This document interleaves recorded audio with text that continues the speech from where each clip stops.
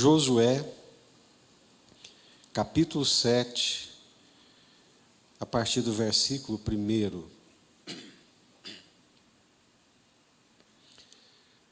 Os irmãos que estão aqui, aqueles que estão em casa, eu me esqueci de dizer também que foram distribuídas cestas para algumas famílias ali do PET, que participam do PET, da nossa creche, na região do Recanto do Sol.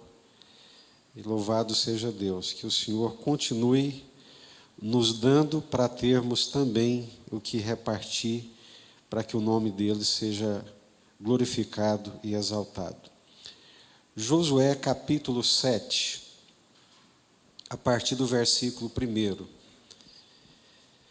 Prevaricaram os filhos de Israel nas coisas condenadas, porque Acã, filho de Carmi, filho de Zabdi, filho de Zera, da tribo de Judá, tomou das coisas condenadas.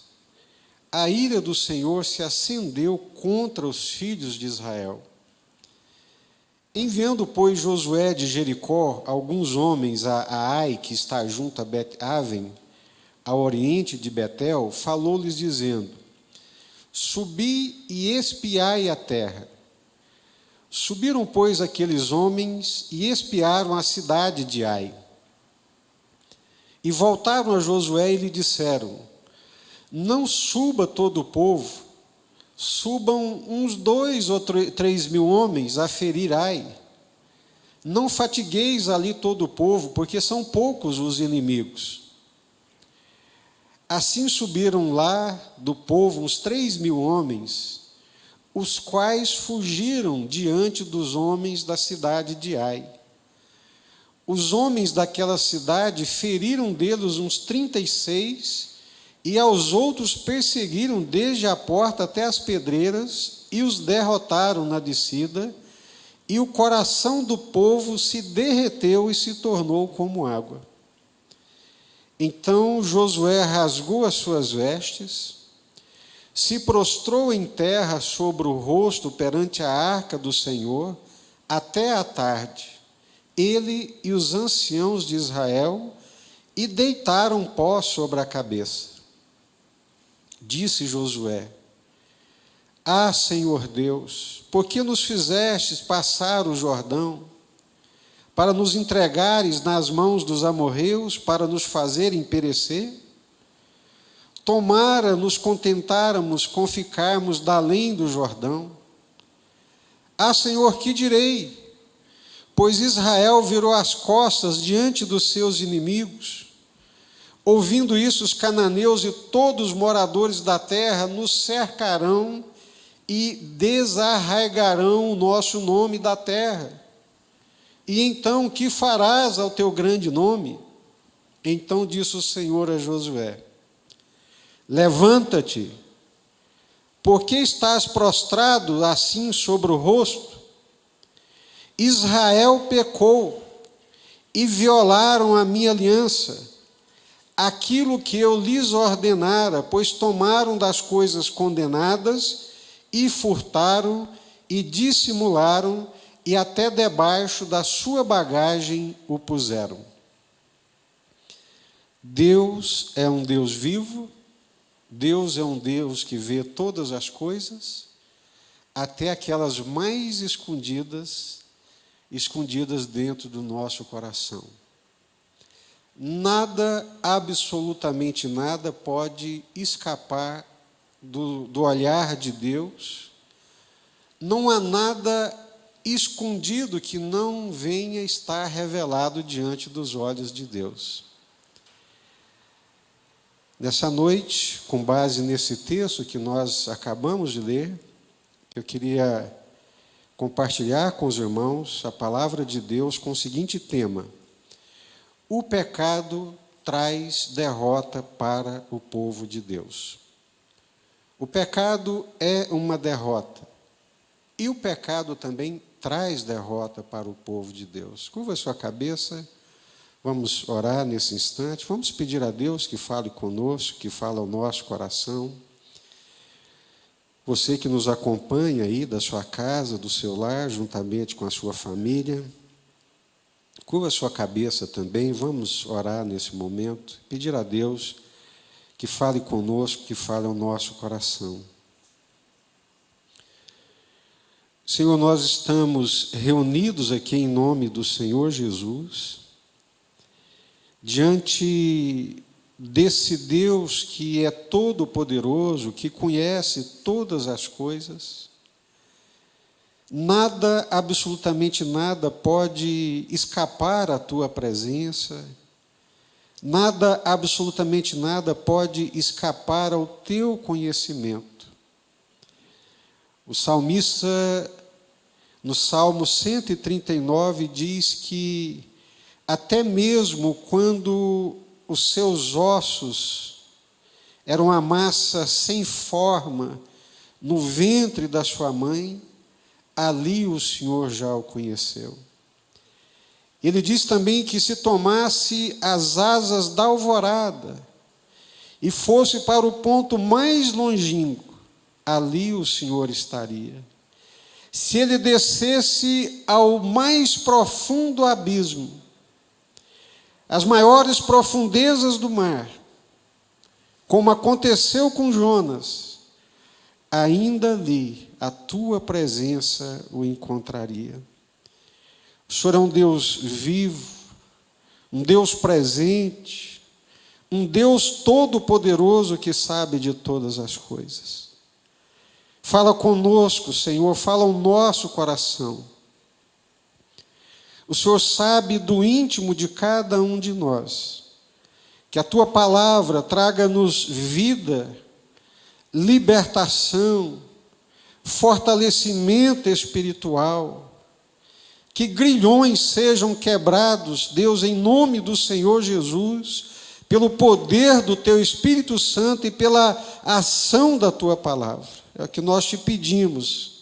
É o que nós te clamamos. Só o Senhor pode fazer isso. Eu não posso. Eu sei, o Senhor mais do que ninguém sabe das minhas limitações, mas a tua palavra, o teu Espírito Santo, pode alcançar os nossos corações. Livra-nos das inquietações, das perturbações, das ações malignas que tentam roubar o entendimento e a compreensão da tua palavra. Nós te pedimos e clamamos em nome do Senhor Jesus, Pai. Amém.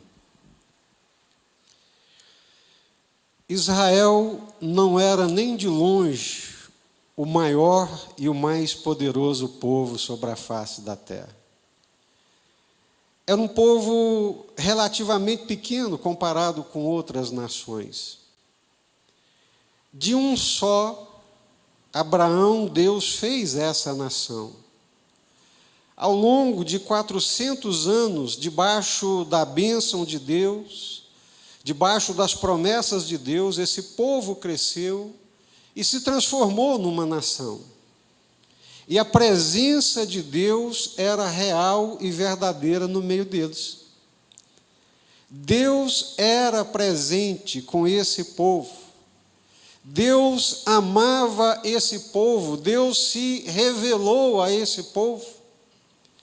Deus chegou ao ponto de lhes dizer: eu faço uma aliança com vocês.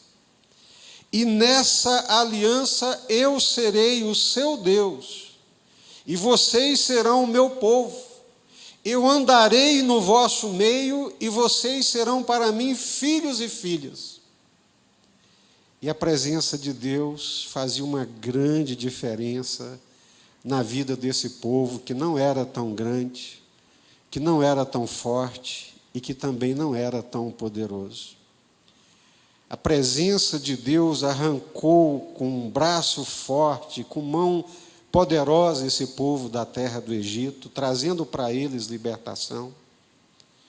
A presença de Deus no deserto era visível de dia numa nuvem que cobria o sol, lhes dava sombra, e que à noite aquela nuvem se transformava numa coluna de fogo, protegendo, guiando e direcionando.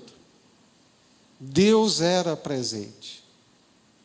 Mas a presença de Deus, que é abençoadora, a presença de Deus que lhes dava vitórias. Nós lemos aqui no domingo próximo passado, quando Josué, juntamente com a nação de Israel, tomou a cidade de Jericó, simplesmente de rodear, tocar trombetas e gritar, e Deus derrubou as muralhas. Porque a presença de Deus garantia a vitória. A presença de Deus junto com eles era que abria o mar, abria o Jordão, derrubava muralhas, derramava maná dos céus, tirava a água da rocha.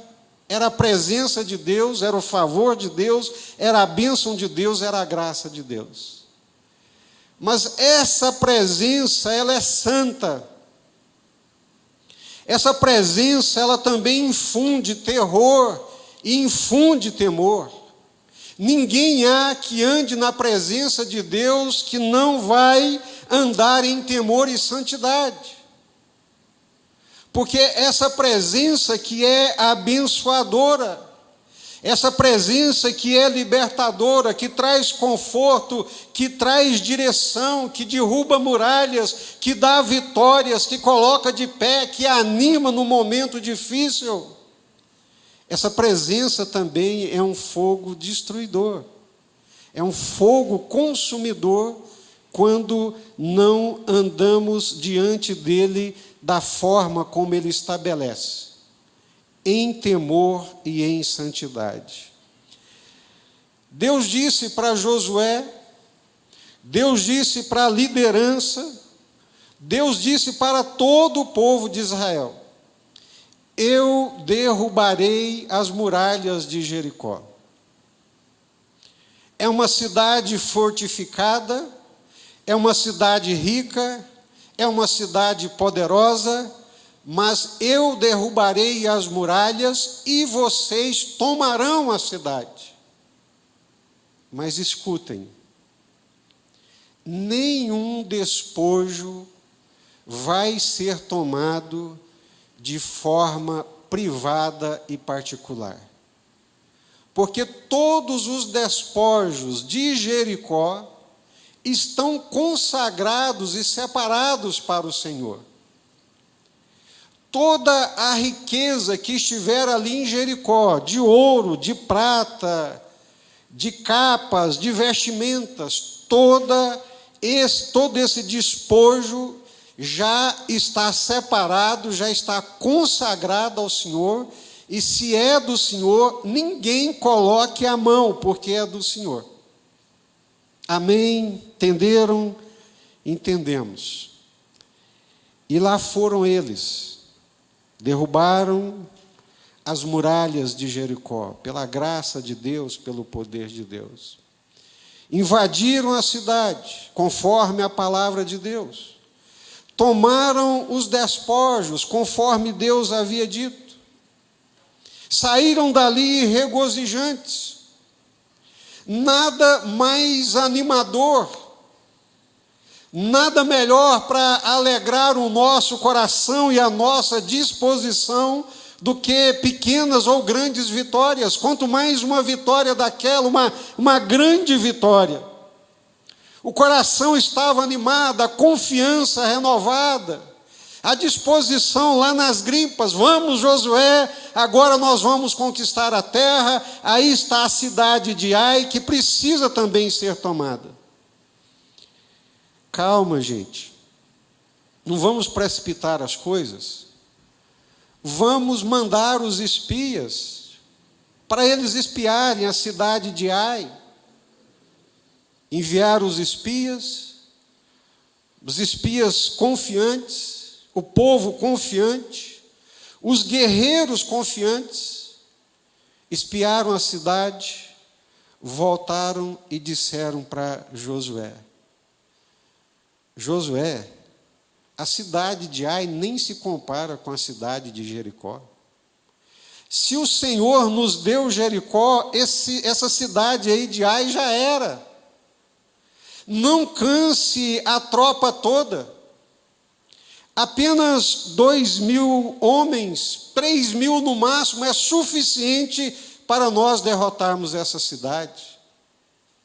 Então, tudo bem, separou os 3.000 homens, mandou para a batalha, e quando eles chegaram naquela cidade tão pequena, tão fácil de ser atropelada, tão fácil de ser vencida, eles foram derrotados. Uma cidade pequena, uma cidade fraca, um obstáculo pequeno, que nem se comparava aos outros obstáculos que eles já haviam transpostos. Saíram correndo, viraram as costas para os inimigos, saíram desesperados, logo de cara 36 foram mortos, foram cercados na baixada, houve o confronto, eles são derrotados e chegam ali no acampamento derrotados, abatidos, entristecidos. E Josué, o líder guerreiro daquele povo, rasga suas vestes, prostra-se no chão, joga pó, terra na cabeça, de desespero. Ai de nós, Senhor, estamos perdidos. Senhor, por que o Senhor nos fez passar o Jordão, Senhor? Aquela porçãozinha de terra lá, depois do Jordão, já estava bom demais para nós, Senhor. Por que o Senhor nos fez atravessar esse Jordão? Por que o Senhor nos fez acreditar que nós seríamos capazes de tomar essa nação? Agora, Deus, nós estamos perdidos. O que eu vou dizer, Senhor? Nós viramos as costas diante dos nossos inimigos. Quando o povo dessa terra ouvir que nós fomos derrotados por uma cidade tão pequena, eles nos cercarão, são mais fortes, mais poderosos do que nós e desarraigarão o nosso nome da terra. Estaremos completamente perdidos, Senhor. Glória a Deus, porque Deus não é como o homem. Deus não vê as coisas como nós vemos. A perspectiva de Deus é completamente diferente. Então disse o Senhor a Josué: levanta-te. Eu consigo, ouvir um tom imperativo na voz de Deus. Levanta-te. Por que você está prostrado assim sobre o teu rosto? Levanta. Israel pecou, violaram a minha aliança, e aquilo que eu lhes ordenara que não tomassem das coisas consagradas, tomaram, furtaram, dissimularam, mentiram, esconderam, e tem pecado escondido aí no meio do povo, Josué. O pecado traz derrota para nós, individualmente, mas o pecado traz também derrota para o povo de Deus em todos os tempos. Naquele tempo, nesse tempo, em todos os tempos. O pecado, ele cria uma barreira entre nós e o nosso Deus. O pecado nos aparta de Deus. O pecado nos separa de Deus. Quando nós pecamos, o pecado, então, ele cria um clima de hostilidade entre nós e Deus.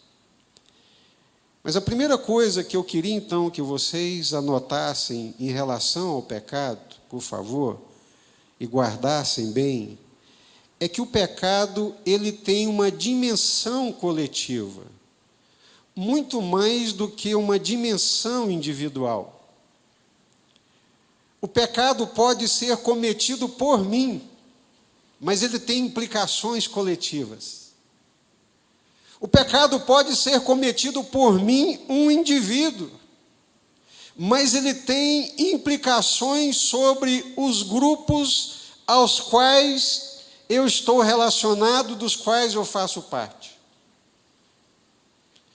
Se o pecado trouxesse mal e consequências somente para mim, já seria ruim.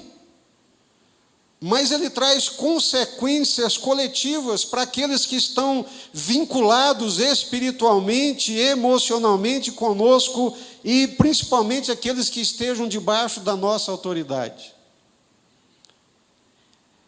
Eu não sei se vocês prestaram bastante atenção aqui no texto, mas o texto diz assim: porque Acã, filho de Carmi, tomou das coisas que haviam sido consagradas. Quem pecou foi Acã. Quem pecou foi um homem. Era uma nação de quase 3 milhões de pessoas. Quem pecou foi um indivíduo. Ele não era cabeça, não era líder de nenhuma das tribos. A família dele não era também uma família de expressão, de autoridade, de liderança, nem na tribo de Judá, e muito menos na nação de Israel.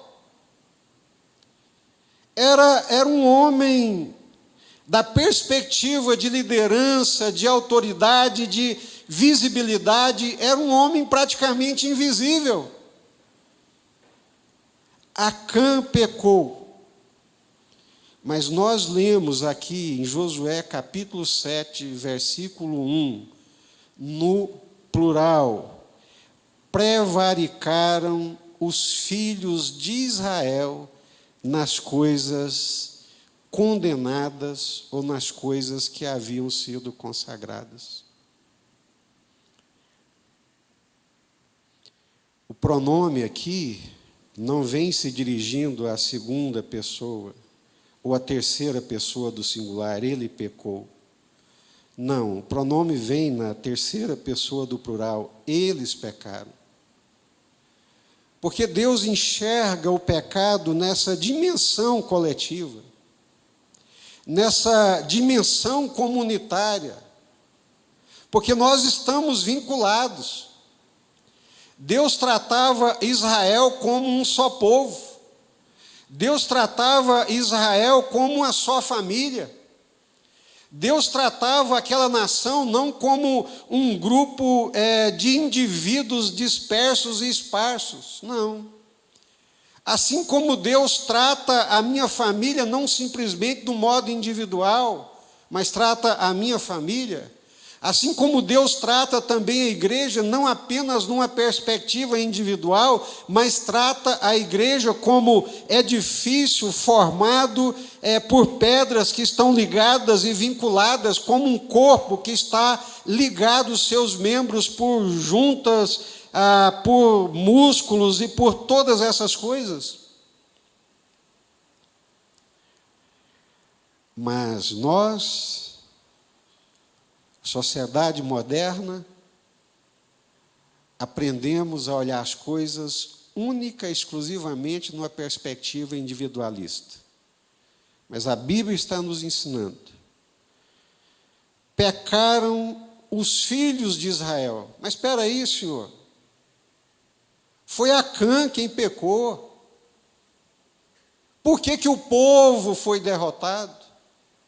Se um homem só pecou, que não era grande coisa. Mas aquele homem, por estar ligado, por estar vinculado espiritualmente, por estar vinculado por uma aliança espiritual, as suas ações, o seu pecado, trouxe consequências coletivas, comunitárias para toda a nação. E Deus não diz Acã pecou, mas o Senhor diz no versículo 1, prevaricaram os filhos de Israel. E no versículo 11, quando Deus dá essa bronca em Josué, levanta-te, por que você está prostrado? Israel pecou. Violaram a minha aliança, versículo 11. Israel pecou, violaram, tomaram, dissimularam. Percebem? Deus não diz,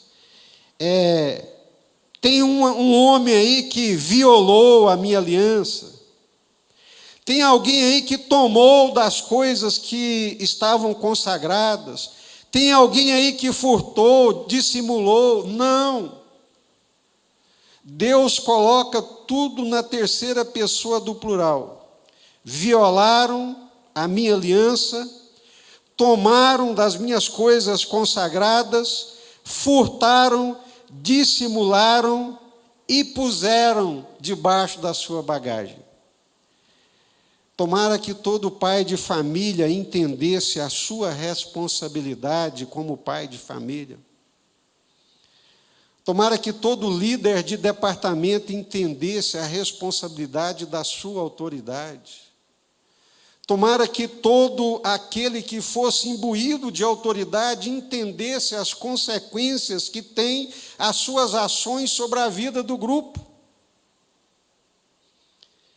Pecaram os filhos de Israel, a ira do Senhor se acendeu contra os filhos de Israel, Israel pecou. O pecado foi de um indivíduo, Acã, mas trouxe consequências sobre todo o povo de Deus. É a vivência coletiva da fé. Povo de Deus, rebanho de Deus, corpo de Deus.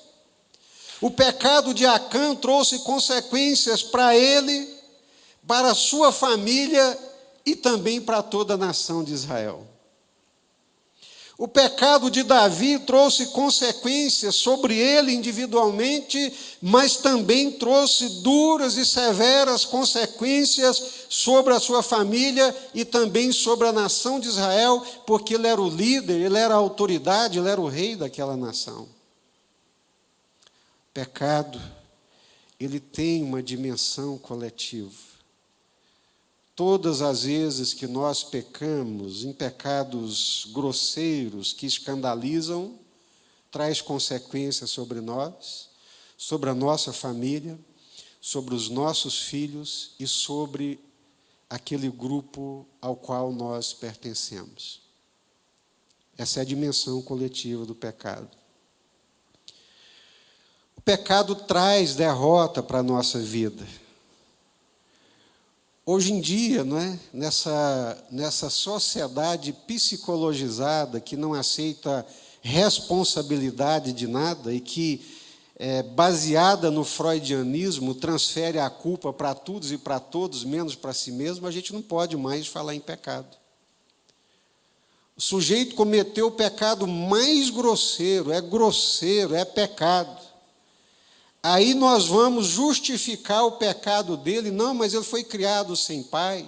Não, mas ele foi abusado. Não, mas ele viveu numa miséria lascada. E agora isso está... Não, gente, pelo amor de Deus, pecado é pecado, transgressão é transgressão, ofensa a Deus é ofensa a Deus. E quanto mais rápido nós entendermos isso, que pecado é uma ofensa a Deus, desagrada a Deus, que Deus é um Deus vivo, que Deus tem vontade e que Deus expressa a sua vontade, e todas as vezes que nós transgredimos a vontade de Deus, nós pecamos. A vontade de Deus era clara: ninguém vai tocar em nada, nem em ouro, nem em prata, nem em vestes, absolutamente nada, porque está tudo separado, não é para tocar. Tem dificuldade de entender isso? Tem dificuldade de entender uma ordem, uma vontade tão clara e expressa como essa? A não ser que muitas vezes nós vamos agir como Saul. O Senhor, através do profeta Samuel, disse para Saul: eu jurei desarraigar Amaleque da face da terra, porque Amaleque agiu perversamente contra o meu povo, quando o meu povo estava fragilizado no deserto, Amaleque atacou o povo pelas costas covardemente, e eu prometi que não deixaria isso dessa forma para Amaleque. E você, Saul, é o instrumento de Deus para cumprir esse desejo de Deus em Amaleque. Destruir essa maldade, destruir essa impiedade, é para destruir tudo. Ovelhas, bois, tudo de Amaleque é para ser destruído. Entendeu, Saul? Entendi, Samuel. Está claro, Saul, claríssimo. Lá vai o Saul. E quando volta, de noite o Senhor desperta Samuel. Samuel, ele é rebelde. O coração dele é um coração endurecido. Ele não me respeita, não respeita a minha palavra, não me obedece, Samuel. Ele já prevaricou. E Samuel passa a noite inteira intercedendo pela nação de Israel. E sai de manhã ao encontro do Saul. Saul, a palavra de Deus não foi clara, você não entendeu claramente a palavra de Deus, Saul. Entendi, Samuel, tanto é que eu cumpri plenamente a palavra de Deus. Então, o que é esse mugido, esse balido de ovelhas, esse mugido de bois que eu estou escutando? Ah, que isso, Samuel? Você está preocupado com isso, meu querido? Nós separamos o melhor que tinha lá, as melhores ovelhas, os melhores bois, nós separamos para trazer e sacrificar para o Senhor teu Deus.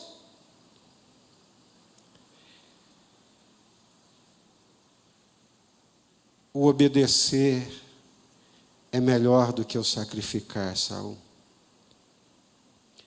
A desobediência é como o pecado de idolatria e de feitiçaria. Deus não quer sacrifício, Deus não quer ovelhas, Deus não quer o nosso dinheiro, Deus não quer o nosso trabalho, Deus não precisa de nada disso. Deus quer um coração convertido e um coração obediente. Obedecer é melhor do que o sacrificar. Obedecer é melhor do que trabalhar para Deus. Deus não quer empregados, Deus não quer proletários. Deus quer filhos amados e obedientes. Josué, eu entrego Jericó nas mãos de vocês, mas não tomem absolutamente nada da cidade de Jericó. E eles tomaram. E por isso foram derrotados. O povo foi facilmente derrotado diante de uma cidade insignificante. O pecado faz retroceder. O pecado traz insegurança, medo e perturbação. Josué era um homem dos mais valentes. Josué era um homem guerreiro, era um homem vitorioso. Quando Moisés precisava de partir para o combate, como foi no primeiro embate com os amalequitas, Moisés mandou Josué: Josué, pega a espada, meu filho, separe alguns homens e vai à luta. Josué era um guerreiro, era um homem ousado, era um homem intrépido, era um homem corajoso, mas o pecado lhe roubou as forças, o pecado lhe roubou a coragem e encheu o seu coração de medo, e ele ficou amedrontado, retrocedido e acovardado. Esse mesmo Josué que encara anjos, Quando Josué está se preparando para a batalha e que de repente ele vira os olhos, está ali um varão armado, ele já arranca da espada e pergunta: você é dos nossos ou é contra nós? É um guerreiro, é um valente, é um homem vitorioso, mas por causa do pecado, a coragem se foi. Porque o pecado faz retroceder, o pecado traz insegurança, o pecado traz medo, o pecado traz perturbação. Para o povo de Deus, para a liderança de Deus. E assim ficou Josué. Sabem por quê, meus queridos? O rei de Moabe,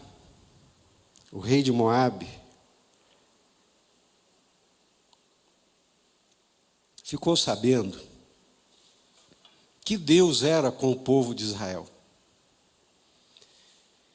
E que a presença de Deus no meio desse povo tornava esse povo vitorioso. E que eles vinham lambendo nações como o boi lambe o capim.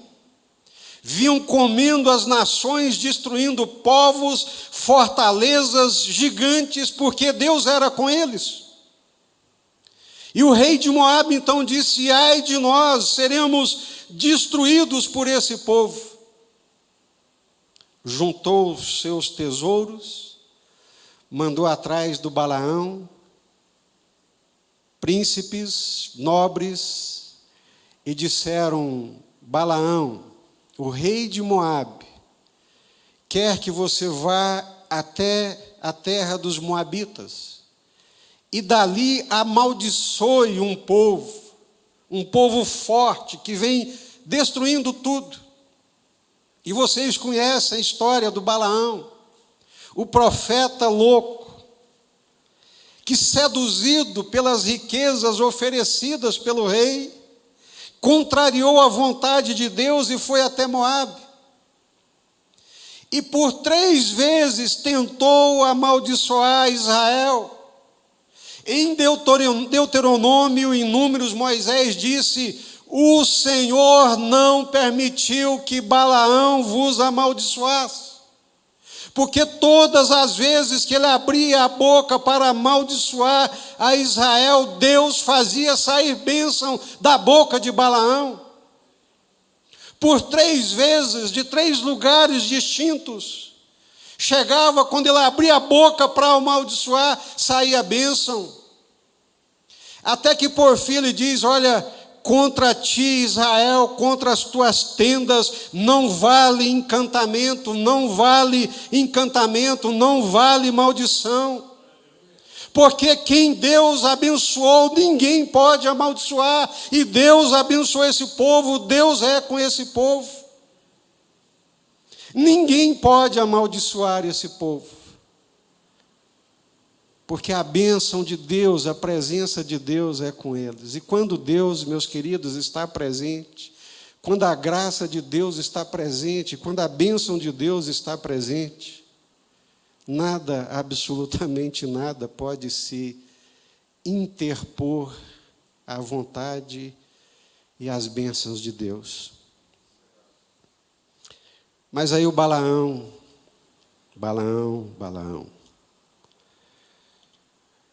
chamou o rei de Moabe e falou assim: olha, contra esse povo não vale encantamento. Contra esse povo não tem como amaldiçoar. Mas eu vou te dar um conselho. Quer ver esse povo destruído? Claro! Quanto que você quer? Só tem uma coisa que pode destruir esse povo. O que é, Balaão? Me conta. É o pecado. Se o pecado entrar na casa desse povo, se o pecado entrar na família desse povo, se o pecado entrar nos negócios desse povo, se o pecado entrar no meio desse povo, eles serão destruídos, porque a mão de Deus será contra eles. Vocês já leram isso na Bíblia? Lá em Apocalipse, capítulo 2, versículo 14, o Senhor Jesus, 2,14, o Senhor Jesus, dirigindo-se à igreja de Pérgamo, Senhor Jesus,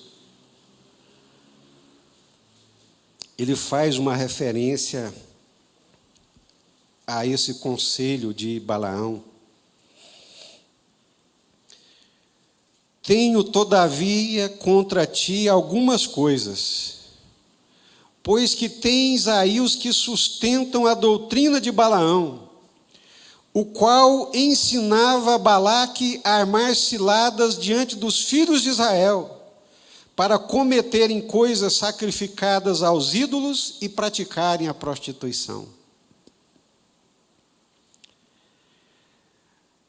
Balaão chamou Balaque, rei dos Moabitas, no canto e disse: esse povo é abençoado, esse povo tem a bênção de Deus. Não adianta encantamento, não adianta maldição.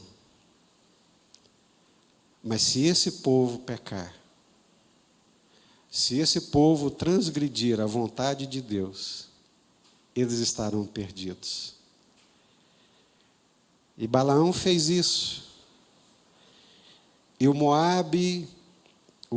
moabita Balaque, o rei, acatou esse conselho. Preparou uma festa caprichada, né? Comidas maravilhosas, separou umas moças bonitas, encantadoras, daquelas do Oriente que sabe fazer a dança do ventre, e mandou lá para o meio do povo de Israel. Daqui a pouco estava todo mundo bebendo, dançando, pulando, farreando, prostituindo. E num só dia Deus mesmo destruiu 24 mil deles. Porque esse povo abençoado, que tem a presença e a graça de Deus, quando o pecado entra, o pecado aparta-nos de Deus. O pecado nos afasta de Deus e longe do Senhor perdemos o rumo. Longe do Senhor perdemos o sentido da vida.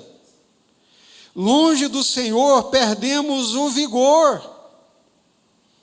Salmo 32.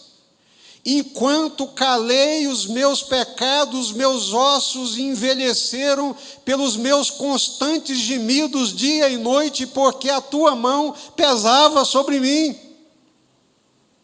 Enquanto calei os meus pecados, meus ossos envelheceram, o meu vigor se tornou em sequidão de estio. Foi-se o vigor, foi-se o ânimo, a disposição para a batalha, o medo entrou, a consciência pesou, o brilho se foi, a alegria acabou, porque quem traz brilho, quem traz alegria, quem traz disposição, quem traz ânimo, mesmo na adversidade, na batalha, é a presença do Senhor, aleluia, glória a Deus. O pecado traz derrota para a nossa vida. O pecado precisa ser eliminado. Quando Deus revelou o pecado de Israel, o pecado de Acã, é porque o pecado ele precisa ser eliminado. Deus sabe que nós somos pecadores, meus queridos, Deus sabe. Deus não se surpreende tanto com os nossos pecados, porque Ele sabe que faz parte da nossa natureza caída e pecaminosa. Mas o Senhor se surpreende quando nós não nos arrependemos e não abandonamos os nossos pecados. Uma grande tentação que nós podemos incorrer é provar o amor de Deus. Pastor, mas eu pequei, me calei, toquei minha vida e não aconteceu nada. Mas o fulano lá pecou, a vida dele é uma lástima, uma miséria, e não aconteceu nada.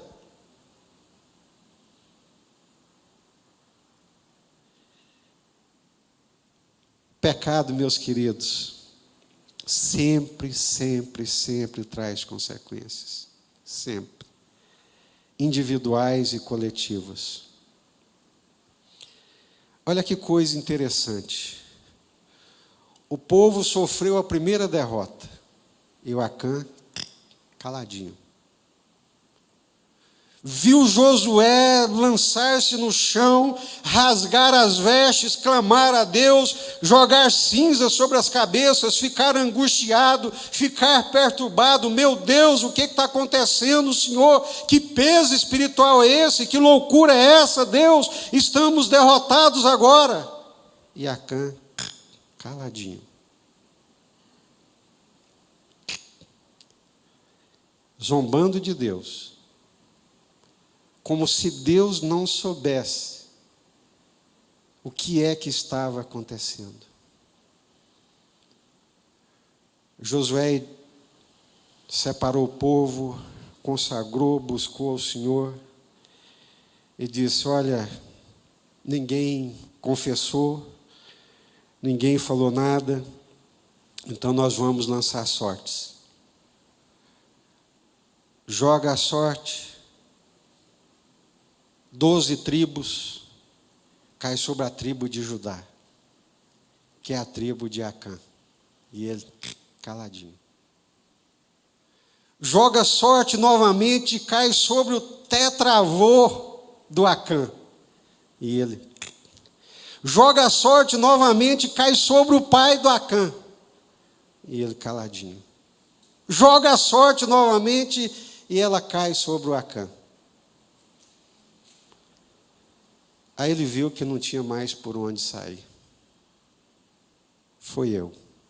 Eu peguei uma barra de ouro, peguei uma barra de prata, peguei uma capa babilônica e enterrei lá debaixo da minha tenda, debaixo da minha barraca. Pensa que dureza de coração. Pensa quantas coisas tiveram que acontecer. E ele não se arrependeu. Ele não converteu o coração dele. Ele não se lamentou, ele não chorou, ele não se arrependeu, ele não se amargurou. Ele viu o povo sendo derrotado, ele viu o povo sofrendo, ele viu Josué, aquele homem de Deus, aquele guerreiro de Deus, abatido, angustiado, entristecido, assustado, amedrontado, e ele ficou caladinho.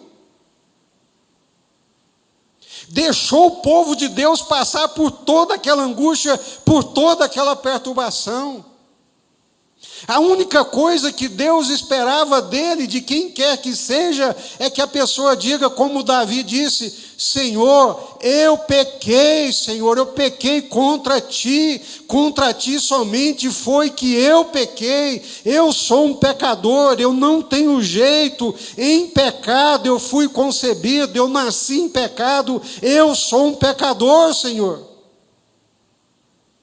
Mas aquele homem endurecido, aquele homem que peca, que não se arrepende, que esconde o seu pecado, que deita em cima do seu pecado, que coloca a sua família em cima do seu pecado, não ousa abrir a sua boca e confessar o seu pecado.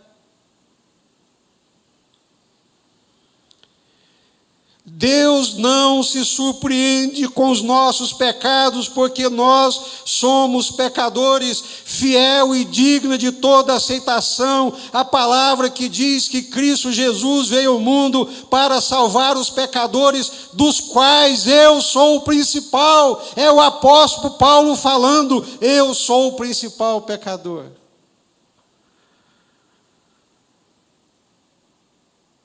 Mas pecadores que conseguem alcançar o coração de Deus são pecadores que reconhecem os seus pecados, que reconhecem a sua miserabilidade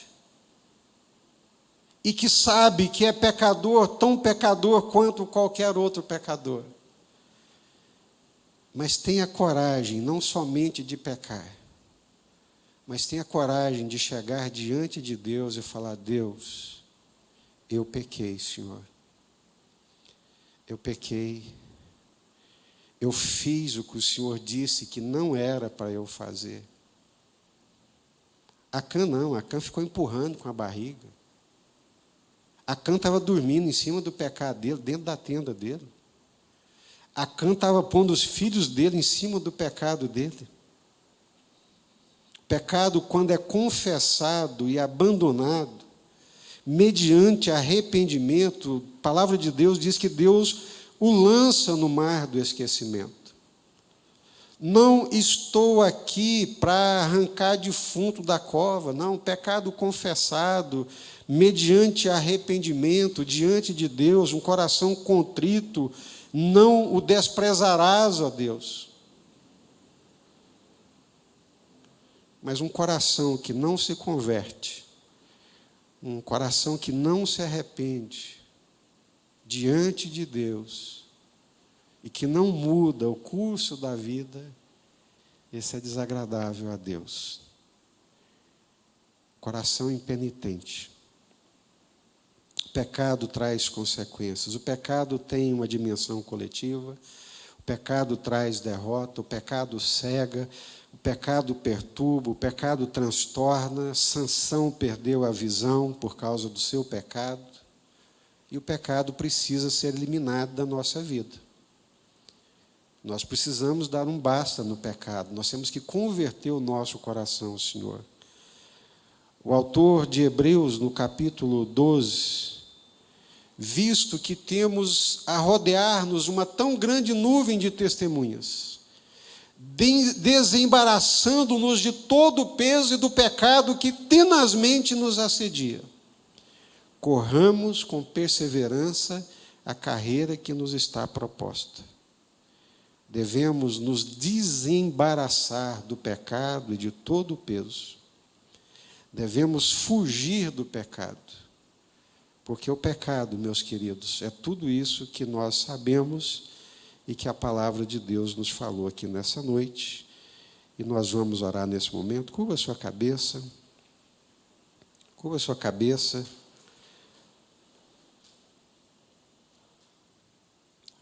Faça uma reflexão da sua vida, assim como eu, mediante a palavra, e nesse momento também, faço uma reflexão da minha vida. Deus sabe que nós somos pecadores. Deus só não espera que sejamos pecadores como Acã. Israel pecou, Acã está caladinho. Israel sofreu uma derrota, Acã está caladinho. Josué rasga as vestes, clama, perturbado, angustiado. Acã está caladinho, como se não fosse com ele. Prova a Deus, tenta a Deus. Josué lança a sorte, cai na tribo dele, e ele fica caladinho.